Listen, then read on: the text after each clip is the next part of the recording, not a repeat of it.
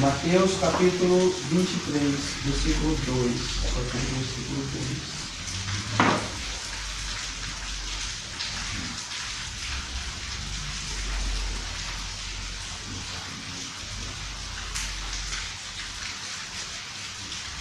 Mateus 23, a partir do versículo 2.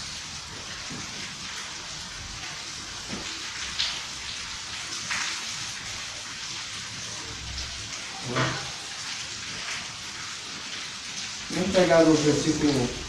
Então falou Jesus à multidão e aos seus discípulos, dizendo: na cadeira de Moisés estão assentados escribas e fariseus.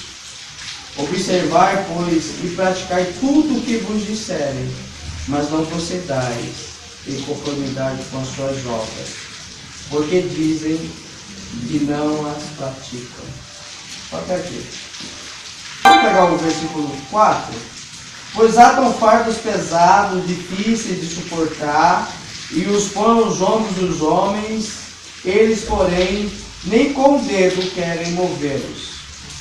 Só até aqui, no versículo 4. Nós vamos parar nesse segundo versículo.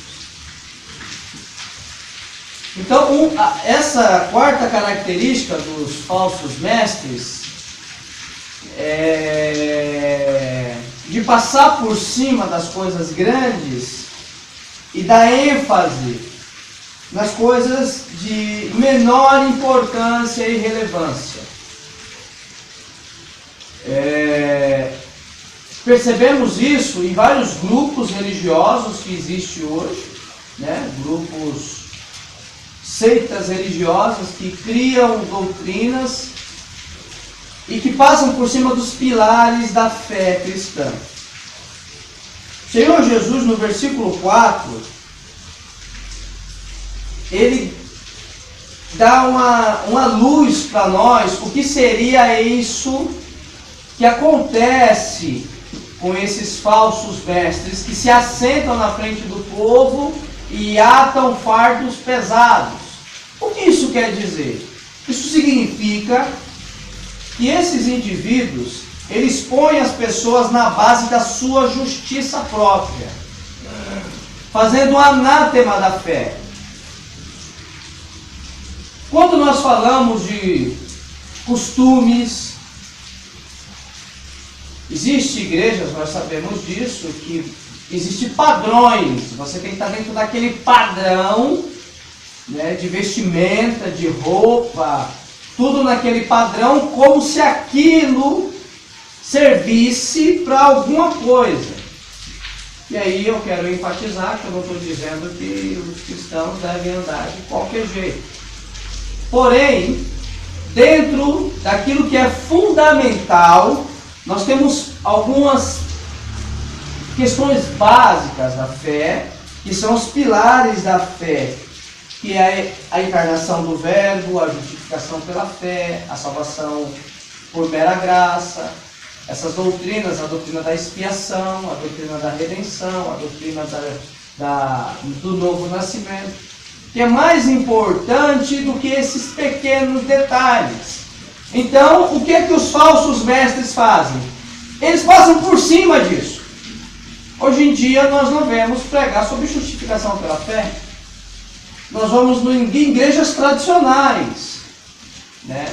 Aí quando eu falo igrejas tradicionais, eu quero abrir um parênteses, tirando igrejas bíblicas como a presbiteriana e algumas outras igrejas bíblicas que estão fundamentadas na palavra de Deus.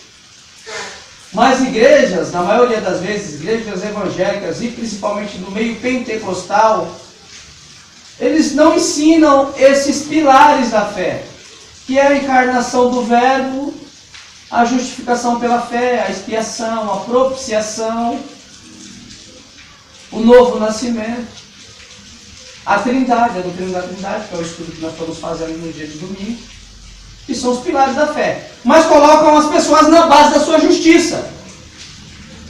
Ou seja, as pessoas andam de determinado porte religioso, as pessoas acham que são santos, elas não compreenderam o que é a justificação pela fé, elas querem ser justas diante de Deus, mediante as suas obras. Não é mediante aquilo que Cristo fez, é mediante as suas obras. E aí faz o anátema da fé, ou seja, a salvação pela fé, ela é esquecida, ela é deixada de lado. Isso é uma das características do falso mestre. Ele vai sempre, uma das características deles é colocar as pessoas na base da sua própria justiça.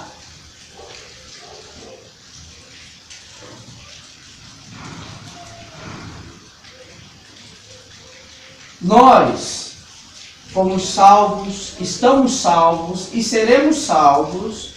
Dentro da salvação existe 3 classificações. Nós fomos salvos quando Cristo dá a vida por nós. Nós estamos salvos por estar com Cristo. E nós seremos salvos na vinda de Cristo. Fomos salvos, estamos salvos e seremos salvos. Tudo em Cristo. Somos justos mediante o sacrifício de Cristo. Nós somos, por naturezas, inimigos de Deus. Nós somos gerados em pecado. Trazemos em nós o pecado original da queda de Adão. E aí, nesse termo aqui dos falsos mestres, que colocam as pessoas na base da sua justiça própria, né? Eles se assentam na frente do povo, como o Senhor falou aqui, na cadeira de Moisés, né? Atam fardo pesado nas pessoas, as pessoas não conseguem caminhar com tantas coisas. E aí eu vou citar, porque o bom combate, irmãos, não é só pregar. Nós temos que fazer citações também. Eu tenho combatido um falso mestre no canal, e alguns comentários às vezes dizem assim, as pessoas não entendem o que é a luta pela fé. Então as pessoas acham, nós estamos vivendo hoje, tem um espírito de ambiguidade, é o espírito do politicamente correto, então eu não posso pregar a verdade para ninguém, eu não posso pregar a verdade por mão, para uma pessoa, eu não posso dizer que aquela instituição, ela é apóstata da fé, ela não prega o verdadeiro evangelho, não posso. Por quê? Porque eu tenho que ser politicamente correto, eu tenho que agradar os homens, eu não tenho que agradar a Deus, eu tenho que agradar os homens. E não é isso que a Bíblia ensina. A Bíblia ensina que nós temos que agradar a Deus. A Bíblia ensina que nós temos que agradar a Deus e viver em paz quando possível com os homens. Quando possível viver em paz. Mas se estiver contra as verdades de Deus nas Sagradas Escrituras, aí nós temos que escolher o nosso lado. E o nosso lado tem que ser Cristo. E aí eu vou fazer algumas citações dessas falsas igrejas. Como nós temos estudado a doutrina da Trindade, eu citei algumas seitas religiosas, como o Testemunho de Jeová, os Mormons. Hoje a Congregação Cristã do Brasil se tornou apóstata, e eu fiz parte dela. Outra agora que entrou no mesmo bolinho é essa do Davi Miranda. Agora, para você ser salvo, você tem que fazer parte de lá também. Eles aderiram ao mesmo sectarismo da Congregação Cristã do Brasil, o mesmo sectarismo dos Mormons, os mesmos sectarismo do Testemunho de Jeová, agora também eles salvam. Para você ser salvo não é em Cristo, não é somente em Cristo, não. Você é Cristo, mas Deus é amor. É Cristo, mais Testemunho de Jeová. É Cristo, mais Congregação Cristã do Brasil. É Cristo mais os Mormons. Não, é só Cristo. O homem só pode ser salvo por Cristo. Que nem o irmão leu aqui. Eu sou o caminho, a verdade e a vida. Ninguém vai ao Pai a não ser por mim. Então, o que fazemos? Combatemos essas mentiras. Pregamos a verdade. Doe quem doer. Doe quem doer. A gente prega o Evangelho e vive o Evangelho. Doe quem doer. Tem que estar de acordo com a palavra de Deus. Essas são as características dos falsos mestres. Uma das características deles. Põe as pessoas na base da sua justiça. E aí eu vou fazer uma colocação aqui, porque eu fiz parte da congregação cristã no Brasil durante 20 anos. E eu sei o que é as pessoas quererem colocar na base. As pessoas quererem ser santas. As pessoas que não reconhecem os seus pecados, não confessam os seus pecados diante de Deus e acham que são santas. São pecadores. E daí, às vezes, esses pecadores que nem passaram pelo novo nascimento.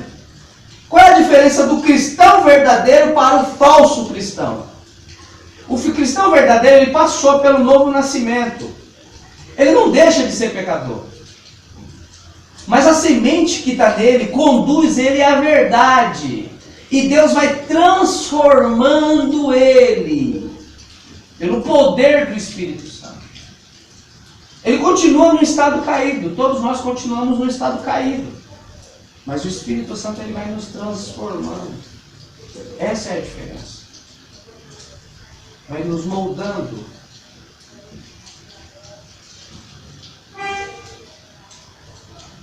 Os falsos mestres são bons nos menores dos aspectos da lei, como acabamos de falar. Eles são bons nos menores aspectos.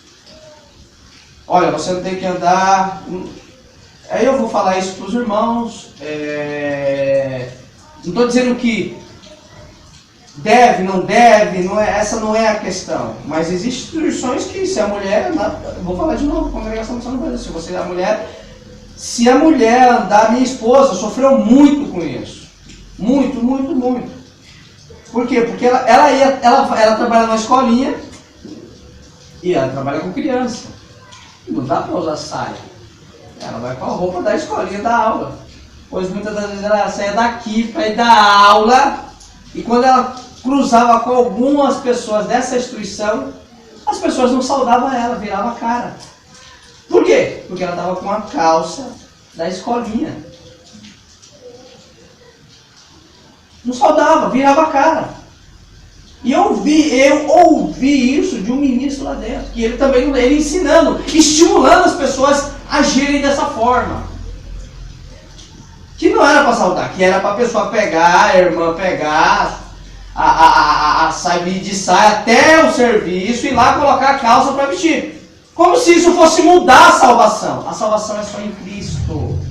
Nós somos justificados pela obra de Cristo. É colocar as pessoas na base da justiça própria. Tá, eu vou, irmão, que nem andar só de calça social.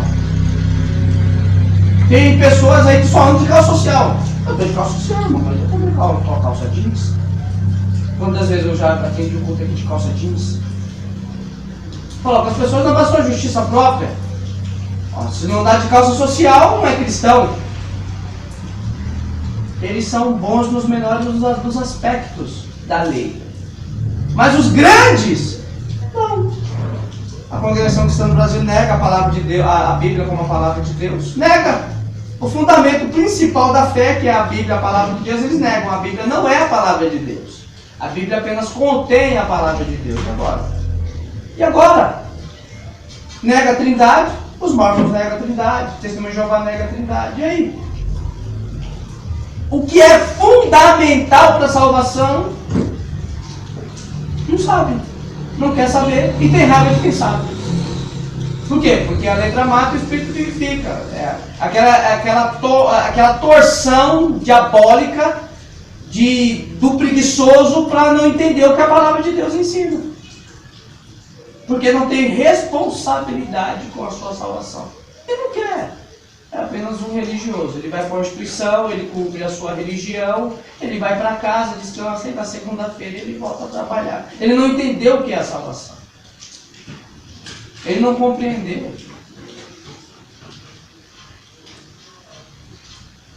Então nós temos que avançar no conhecimento de Deus.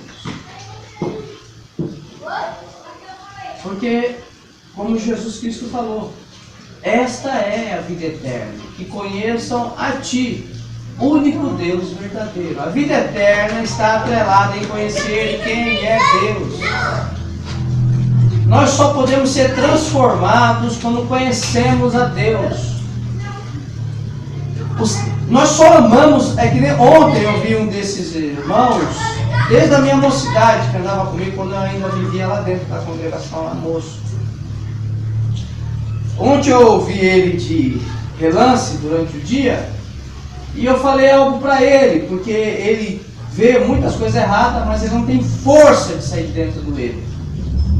Por quê? Porque ele é músico lá dentro, ele tem todo... Ele tá mais apegado à instituição e o que ele representa dentro da instituição. Ele é músico, tem a família dele lá dentro, todo esse teatro religioso que as pessoas vivem, do que o verdadeiro evangelho. Não quer saber. Não quer saber. Passa por cima daquilo que é fundamental. Eu falei para ele, filho, nós precisamos conhecer quem é Deus. Porque nós não amamos quem nós não conhecemos de verdade. Eu só passo a amar uma pessoa quando eu a conheço. Então eu preciso conhecer Deus. Para eu amar Deus verdadeiramente. Para os caracteres de Deus me compor. É só através de eu conhecer os atributos de Deus, a excelência de Deus, a santidade de Deus, o amor de Deus, a ira de Deus, a justiça de Deus, é que eu serei transformado. Nós seremos transformados. E não por usar calça jeans, usar calça social, e trabalhar de saia ou de calça da instituição de trabalho. Cortar o cabelo, deixar o cabelo branco. Fazer a barba. Tem instituição aí que a gilete é ungida. Porque se você não fizer a barba, você tá contra Deus, você é o desviado. Existe isso. Existe isso. O que é isso? É colocar as pessoas na base da sua justiça. Tirar o sacrifício de Cristo. Nós somos salvos não por fazer barba, não por andar de calça social ou de calça jeans, não pela irmã usar saia ou usar uma calça. Nós somos salvos pelo sacrifício de Cristo. Nós somos salvos mediante aquilo que Cristo fez por nós e não aquilo que nós fazemos. Isso é uma característica do falso mestre.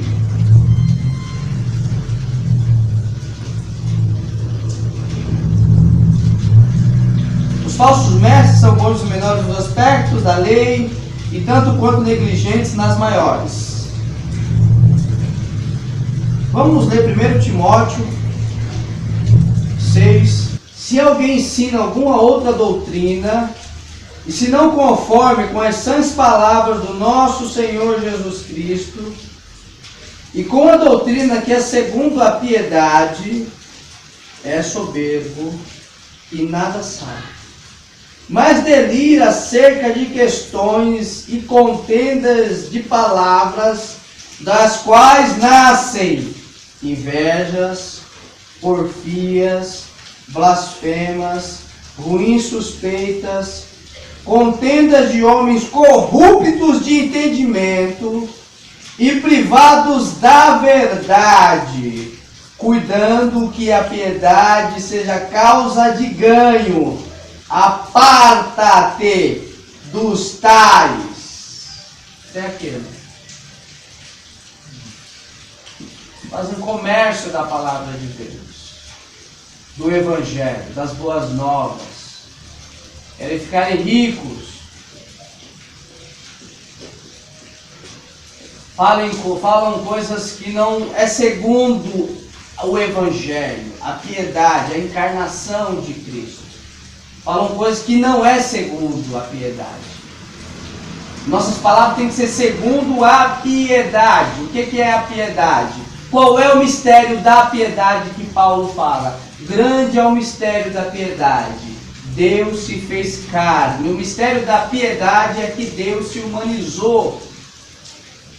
Então qual é as palavras segundo a encarnação de Cristo, de Deus? Que Deus deu a vida por nós. Que nós iríamos sofrer a ira de Deus, do Pai. Só que Deus enviou seu Filho para que a própria ira do seu Pai caísse sobre ele, para que ele fosse justo e justificador de muitos, como falou o apóstolo Paulo. Essas são as palavras segundo a piedade.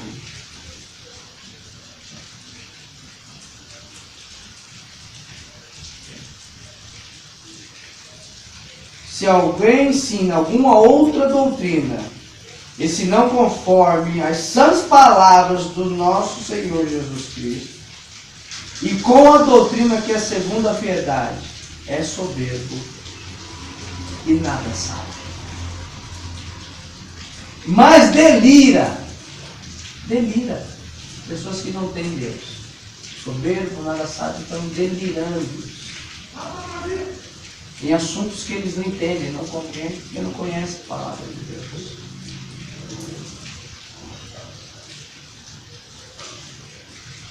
A quinta característica, eu vou dar uma acelerada, porque ainda tem mais quinta, sexta e sétima, para a gente finalizar nesse culto esse tema. A quinta característica: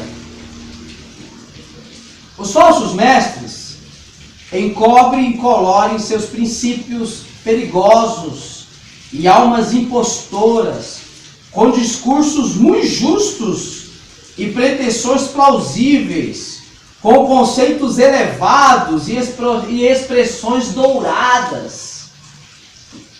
Muitos nesses dias são enfeitiçados e enganados, isto é, iluminação, revelação, deificação, triplicidade flamejante, etc. Como prostitutas, pintam seus rostos, cobrem e perfumam suas camas para melhor seduzir e enganar as almas simples. É isso que eles fazem.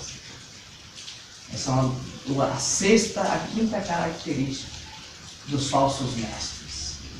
Vamos ler Carta aos Gálatas, capítulo 6, versículo 12.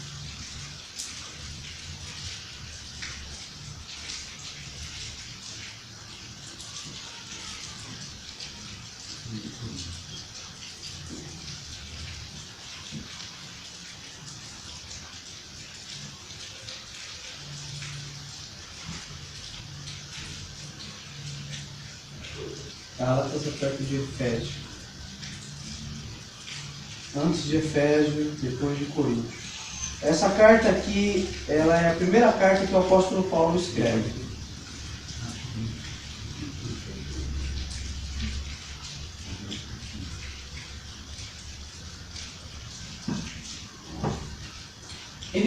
Em todas as cartas que Paulo escreveu, até nas cartas que ele escreveu aos irmãos de Coríntios, ele diz assim: dou graças ao Senhor por vós. E em Coríntios era uma igreja totalmente perturbada, totalmente confusa. Mas nessa carta aqui, o apóstolo Paulo, ele não começa assim. Ele começa assim: ó insensato Gálatas. Chama de insensato. Ele já começa assim nessa carta. É a única carta que ele começa desse jeito. Ó insensato Gálatas. E aí quando a gente lê o contexto, os irmãos seguram aí que eu vou ler essa parte que Paulo fala. Ele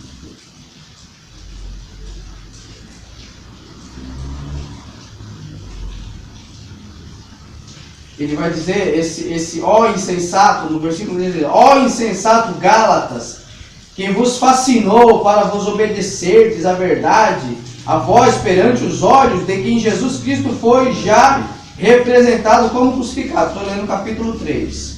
Nós vamos para o 6 agora, conforme falei com os irmãos. É o 6, não é isso? É, o 6, 12. Começou a se introduzir dentro dessa igreja alguns falsos mestres começaram a colocar o judaísmo no meio da igreja. Ó, vocês precisam se circuncidar. Vocês precisam guardar a lei. Se colocar na base da justiça. Fazer o anátema da fé. Essa heresia foi combatida pelo apóstolo Paulo nessa carta aqui, que ele escreveu aos Gálatas. Por quê? Porque os falsos mestres queriam colocar as pessoas na base da sua justiça própria. E Paulo aqui no versículo 6, ele vai dizer as seguintes palavras, 6, 12. Ele vai dizer: todos os que querem mostrar boa aparência na carne, esses vos obrigam a circuncidar-vos, somente para não serem perseguidos por causa da cruz de Cristo. Aí aqui existe um contexto histórico.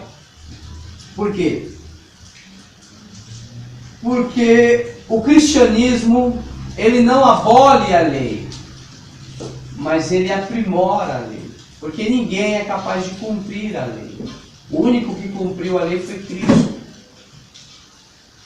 Então, se na lei dependia da obediência do homem para que as bênçãos de Deus caíssem sobre o povo, sendo que o povo nunca conseguiu cumprir a lei, já em Cristo isso já muda.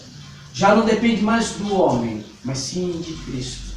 Então Deus opera no homem de forma segundo a sua soberania, mediante o seu querer. Já não depende mais do homem. Aí é por isso que Paulo fala na carta aos Romanos: não é de quem busca, não é de quem corre atrás, é de quem Deus se compadece.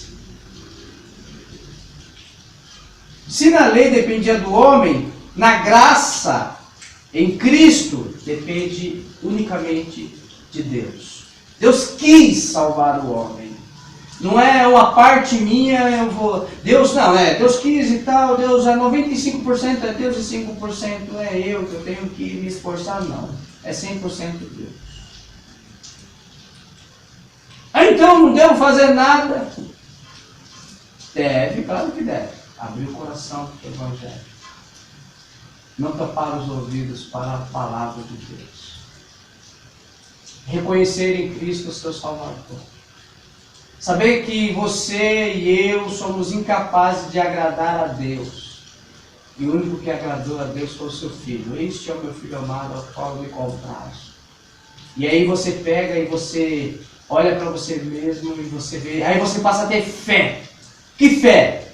Você é um homem de fé? Não. Você passa a enxergar que você, por si só, não consegue chegar a lugar nenhum. E aí você passa a ter fé no sacrifício de Cristo. Naquele que deu a vida por você. Aí sim. Isso é a fé. A fé que uma vez por todas foi dada aos santos. E aqui esses indivíduos queriam colocar o povo na base da sua justiça. E Paulo, diz aqui justamente isso. Estão querendo circuncidar vocês, para vocês não sofrerem a cruz de Cristo, para vocês serem colocados na base da sua justiça própria de vocês. Vocês estão fazendo anátema da fé, vocês caíram da graça, vocês estão fora do verdadeiro Evangelho. O verdadeiro Evangelho é o reconhecimento do pecado. E só se conhece o pecado quando você conhece o sacrifício de Cristo. Nós não conseguimos enxergar a profundidade dos nossos pecados se nós não enxergarmos o tamanho do sacrifício de Cristo. Não dá. E o interessante é que cada dia que passa, o sacrifício de Cristo passa a ter sentido para nós. Desde criança nós ouvimos falar desse sacrifício. Mas só quando passamos a entender o sacrifício de Cristo é que passamos a dar valor à salvação. E passamos a entender o quanto somos pecadores. Sem esse conhecimento, não tem como.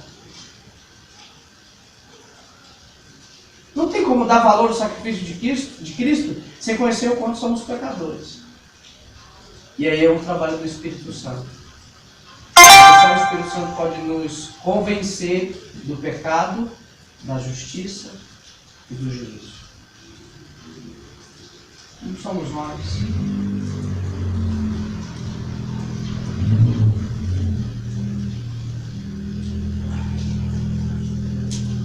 Segundo, vamos agora em Coríntios 11:13. Porque tais falsos apóstolos são obreiros fraudulentos, transfigurando-se em apóstolo de Cristo, e não é maravilha, porque o próprio Satanás se transfigura em anjo de luz. Não é muito, pois, que os seus ministros se transfigurem em ministros da justiça, o fim dos quais será conforme as suas obras. Eles se transfiguram em ministros de justiça. Eles parecem ser justos. Nós olhamos para eles e eles parecem ser justos. Mas eles se transfiguram em ministros de justiça da mesma forma que Satanás se transfigura em anjo de luz. E aí nós julgamos tudo à luz das Sagradas Escrituras. Porque nós não julgamos a aparência. Nós julgamos aquilo que sai. Porque o que sai da boca do homem está no coração. E o falso mestre, ele tem a aparência de cordeiro, como está escrito lá em Apocalipse, mas quando ele abre a boca, fala como o dragão. Ele aparenta o cordeiro, mas ele fala como o dragão.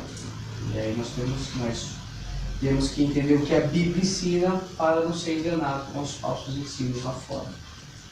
Vamos adiantar mais um pouco. Romanos é um pouco para trás. Romanos 16, versículo 17 ao 18. E rogo-vos, irmãos, que noteis os que promovem dissensões e escândalos contra a doutrina que aprendestes. Desviai-vos deles, porque os tais não servem ao nosso Senhor Jesus Cristo, mas aos seus ventres, e com suaves palavras e lisonjas enganam os corações dos simples. É isso que eles fazem. Tem palavras bonitas, palavras agradáveis, palavras lisonjeiras, palavras suaves, palavras que agradam a carne, palavras que estimulam a carnalidade, as cobiças. Você vai ter isso, Deus vai te dar aquilo, você vai ser próspero, você vai ser abençoado. É isso que nós queremos ouvir. Nosso coração quer as coisas dessa vida e eles pregam aquilo que elas não querem ouvir. Palavras lisonjeiras, palavras que agradam os nossos ouvidos.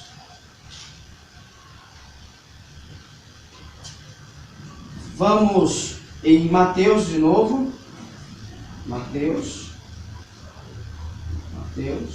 23, 15.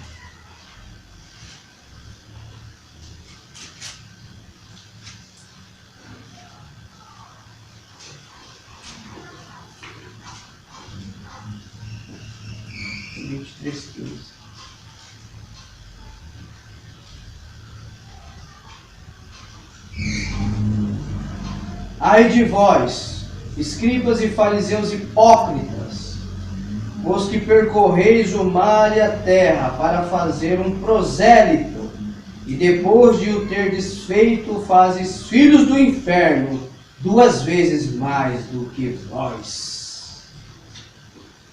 A palavra prosélito significa discípulo. Um discípulo. Fazer um prosélito. Só que esses prosélitos são 2 vezes filhos do inferno. Por quê? Imagina uma pessoa ser enganada no mundo. Eu acho que nós todos aqui que estão aqui presentes, o Senhor nos tirou do mundo. Passamos pelo mundo. Estávamos segundo o curso do mundo, segundo o príncipe deste século, como fala o apóstolo, andávamos segundo o príncipe deste século, como fala o apóstolo Paulo, e filho do inferno uma vez. Só que quando entramos dentro de uma religião e somos enganados dentro de uma falsa religião, nós nos tornamos 2 vezes filhos do inferno. Porque éramos enganados lá no mundo e agora o diabo usa o engano dentro da religião, usando a religiosidade humana. Porque todos nós somos religiosos. Então ele usa da religiosidade humana para enganar as pessoas. E justamente esses escribas e fariseus que hoje existem muitos por aí vão atrás de prosélitos. Eles não procuram converter as pessoas, levar, conduzir as pessoas a Cristo. Não, eles procuram aliciar pessoas para conduzir a si mesmo e as suas ideias. Pessoas que acordam 6 horas da manhã e andam na rua aí pregando Cristo, não, pregando as suas convicções religiosas. Não estão pregando Cristo. Eles acham que estão pregando Cristo, eles estão sendo enganados. Mas eles não ouvem, eles não querem te ouvir. Para eles o que só serve é o que está na sentinela. Se não tiver na sentinela, se não for dado lá pelos anciões dele lá do Brooklyn, lá dos Estados Unidos, não é aceito. Tudo tem que ser segundo o que Charles T. Russell determinou lá atrás, lá, Testemunho de Jeová. Não é o que a Bíblia ensina. É o que o Charles T. Russell determinou. E essas pessoas, no mundo todo, tem mais de 7 milhões de pessoas sendo enganados, aderindo à religião. Eles serão salvos, não pelo sacrifício de Cristo. Eles serão salvos mediante a afiliação, a organização de Jeová. Olha quantas essas pessoas estão sendo enganadas. 2 vezes filhos do inferno. E as pessoas estão correndo aí atrás de prosélito. Palavras duras, mas bíblicas.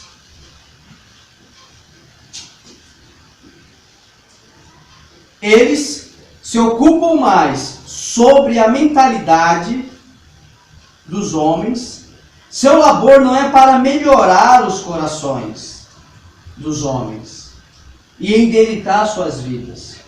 E nisto eles são muito mais parecidos com o seu pai, o diabo, que não poupará esforços para enganar os prosélitos, os convertidos.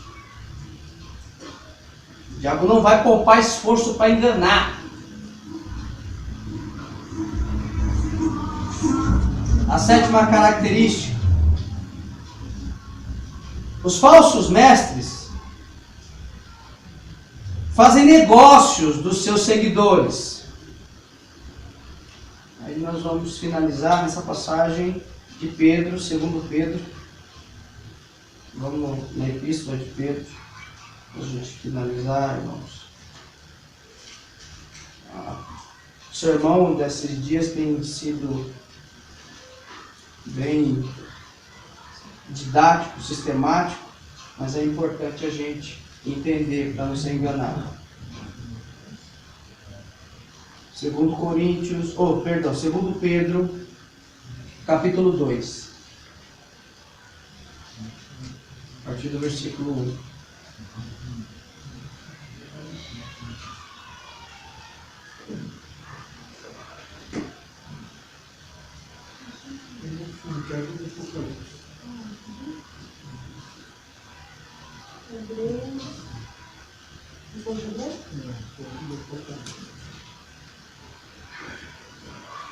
Antes de João. A epístola de João. Perto de Apocalipse. João falou. 2 Pedro, capítulo 2. E também houve entre o povo falsos profetas, como entre vós haverá também falsos doutores, que introduzirão encobertamente heresias de perdição, e negarão o Senhor que os resgatou, trazendo sobre si mesmo repentina perdição. E muitos, não são poucos, e muitos seguirão as suas dissoluções, pelos quais será blasfemado o caminho da verdade, e por avareza farão de vós negócio. De que forma? De que forma eles vão fazer negócio das ovelhas? Com palavras fingidas, sobre os quais já de largo tempo,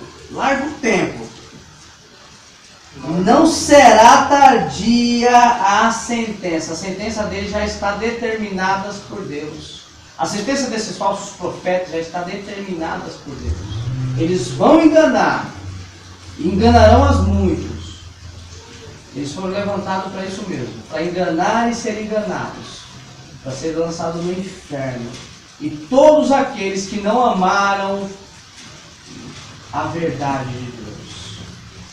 Como fala o apóstolo Paulo nas cartas aos segundos Tessalonicenses. E por isso, Deus lhe enviará a operação do erro, para que creiam a mentira, para que não creiam na verdade, porque não tiveram amor na verdade, antes tiveram prazer na iniquidade. Irmãos, aí eu concluo com as seguintes palavras: eles buscam os seus bens mais do que o seu bem, e preocupam-se mais com o serviço de si mesmo do que com a salvação das suas almas. Contanto que eles obtenham os seus bens materiais, eles não se importam que Satanás tenha as suas almas. Se eles puderem tomar a sua bolsa, eles seguirão adiante das princípios. Os falsos mestres são os grandes adoradores do bezerro de ouro. Agora, por meio dessas características que falamos aqui, no decorrer de 3 semanas, vocês podem conhecê-los e assim evitá-los e manter as suas almas fora das suas perigosas armadilhas, e que possam, minhas orações, encontrar-se com as suas diante do trono da graça. Amém.